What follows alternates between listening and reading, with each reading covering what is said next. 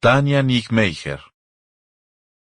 Las cosas van a cambiar, porque de verdad, los esfuerzos han sido inmensos. La guerrillera holandesa, Tania Niggemeier, o Alexandra Nariño como se hacía llamar en las FARC, lleva 15 de sus 40 años vinculada a esa organización, ahora transformada en partido político, gracias al acuerdo final para la terminación del conflicto suscrito en el 2016. Muy rubia, alta, blanca y de ojos claros, su extraña belleza siempre sobresalió en los campamentos en los que se formó como guerrillera raza e intentó desprenderse de su cómoda, pero vacía, vida anterior. Tania hace parte de los 83 extranjeros que fueron censados en el grupo revolucionario desmovilizado.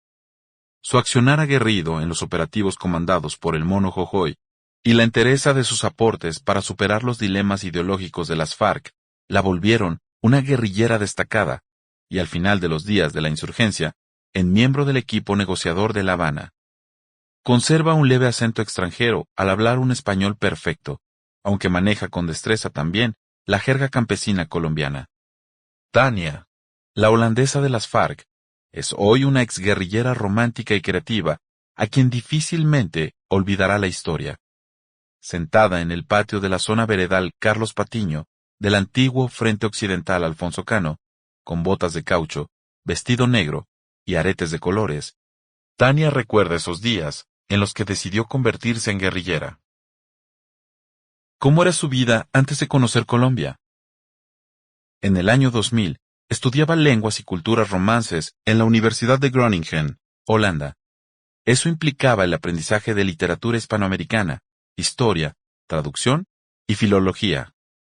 Acababa de estudiar un año en Granada, España, con una beca de intercambio por un año, y estudiaba arte latinoamericano, historia del franquismo, y hacía teatro. Cuando volví a Holanda, me faltaba hacer el año rural. Me ofrecieron trabajo como profesora de inglés en Pereira, Colombia, y decidí venirme. ¿Cuál era el objetivo de la práctica? Investigar el aprendizaje del inglés en niños hispanohablantes y cómo fortalecer y acelerar el proceso del inglés en niños colombianos. Era una especie de intercambio estudiantil. Empecé a descubrir la guerrilla, la realidad social y económica de este país. Yo no sabía nada de Colombia. El mundo se me abrió. ¿Sus papás son de izquierda? No, yo vengo de una familia católica. Mis papás son campesinos. Vivía en un ambiente profundamente intelectual en mi casa. Era una familia promedio que vivía en un pueblo pequeño de Holanda.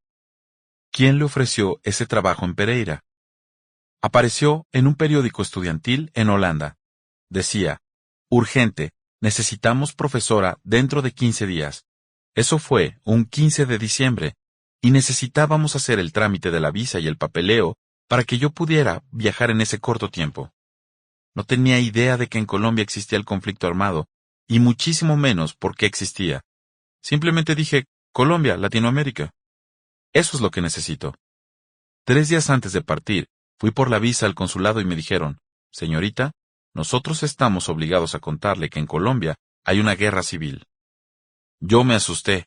Les conté a mis papás, pero al mismo tiempo dije, si hay colegios que necesitan profesores de inglés, es porque debe haber gente que tiene vida normal, a pesar de la guerra.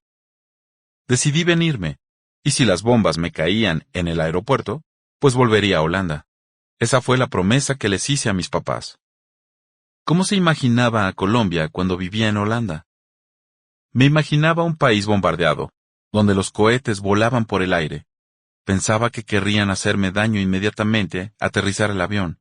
Pero cuando llegué, vi que de guerra no había nada. Empecé a investigar. Me movía en círculos de gente con mucho dinero. Trabajaba en uno de los colegios campestres más caros de Pereira. En ningún momento supe de la guerra. Lo que veía era mucho ejército en las calles, pero la guerra la comencé a descubrir en la televisión. Empecé a ver a esos terroristas que diariamente estaban haciendo atentados y secuestrando gente. Esos terroristas eran las FARC. Yo me decía, ¿qué cosa tan rara? ¿Por qué existe eso?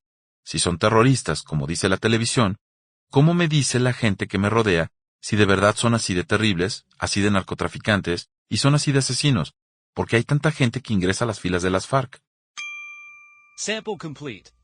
Ready to continue?